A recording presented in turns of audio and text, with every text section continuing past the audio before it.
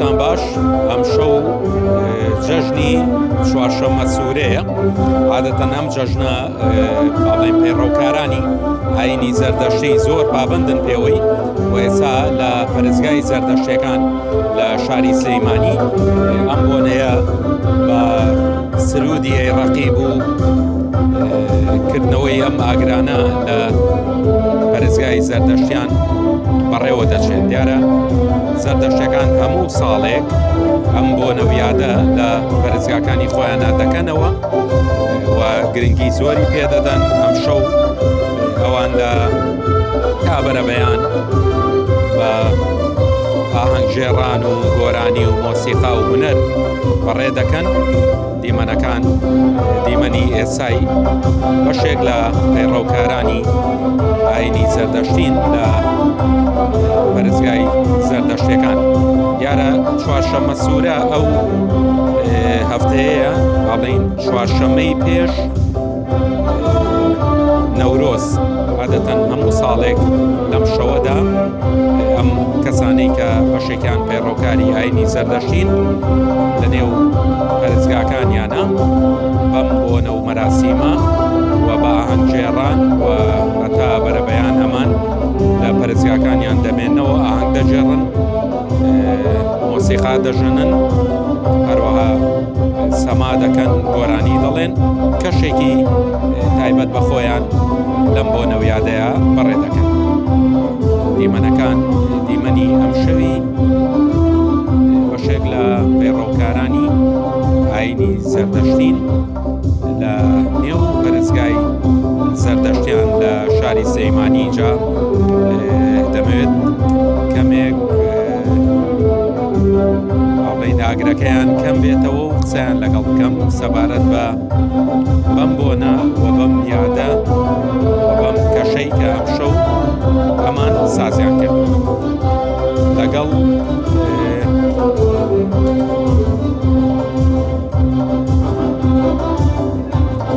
کەسێکیان هەبا قسە بکەم سەبارەت بە بەڵێ لەگەڵ ئاواتخان قسە ئەکەم. ئاواتخان سڵاوتان لێبێ و ئەم کاتت باش با بچینە ئێوە و بۆی ئاگرەکەش لە باگراوندا بێ. باشە ئەم جەژنەشتان پیرۆز بێت. وردەکاریەکەم پێ بڵێیت لەسەر جەژنی چوارشەممە سوورە.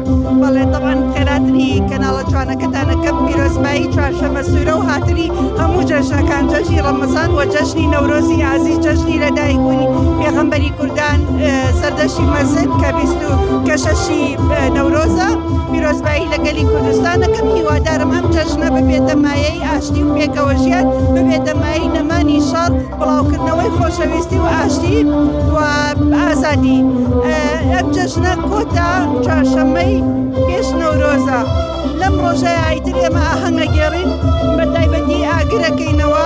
ئاگر کە ڕەمزی ژیان و خۆشیە، ڕەمزی بوونە ئاگر، ئاگرەکەینەوە و هەموو جۆرە خواردنێک دانین کە بە ڕەنگی سوورە و بە ڕەنگی سینیش دەست پێکات و ئەم ڕۆژە بە تایبەتی ئەبێت دڵمان سۆز و خۆش بێت لەبەرەوەی کە لەم ڕۆژەیە ڕوحەکان وەکو ئەمە کەلتورێکی کوردیە، ڕوحەکان یان لە ژوورەوە یان لە ماڵەکانیان کە سوکارەکانیانە بینن. بۆیە بێ خۆمان زۆر بەجلی تازە و بە دڵێکی خۆشەوە پیشان بین وابێ لە هەموو ماڵێکە 24 سەعات مۆم و ئاگر داگیرسێنێ لەم ڕۆژەیە. درەنگیش گۆرانی و سەماوە بڵێ هەتا درەنگانێک ئێمە ئەمە دانیشین گۆرانی ئەڵێین هەڵپەرکێیە. طبعاً هەڵپەرکێ زۆر گرنگە لەم ڕۆژەیە.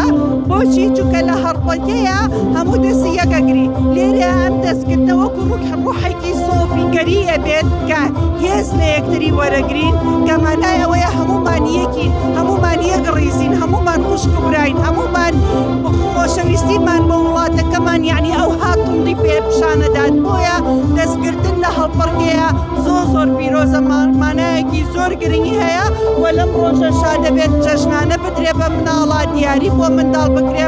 من لێرەوە حەزەکەم سپاسی هەموو ئەو دایک و باوکە کوردستانیانە کوردیانە بکەم کە ئەم جەژنە تازە ئەکەنەوە و فێری مناڵەکانیانەکەن. ئەمە وەکو ڕیزالەیەکە، نامەیەکە مناڵەکانیشیان ئەیگەێنن بە بە مناڵەکانیان بەنەوەکانیان بەو شێوەیە ئێمە جەژنەکانمان زیندووە بێتەوە ئێمە هیچ شتێکمان نەماوە کاتی ئەوەیە کە هەموو شتەکانمان وەرگرینەوە کە جەژنەکانمان وەرگرینەوە کە کەلتور و عادات و تەقاریش شناسی کورتبوونمان وەرگرینەوە کورتبوونمان خەریکە ئەسپیە بێتەوە بەڵێ دەستان خۆش بێ زۆر سپاس هەربژین بەڵێ وەکو بینیتان وەکو ژێتان لێبوو ئەمە پەیڕەوکارانی ئاینی زەردەشتین جەژنی چوارشەممە سوورە بە سەما و گۆرانی و هەڵپەڕکێ بەڕێ دەکەن و وەکو خۆیان باسی دەکەن کە ئەم بۆنە و مەراسیمە یەکێکە لە بۆنە تایبەتەکانی بەڵێ ئەوە دەبینن ئاڵای کوردستانیان بەرز کردوێتەوە و جەژنەکە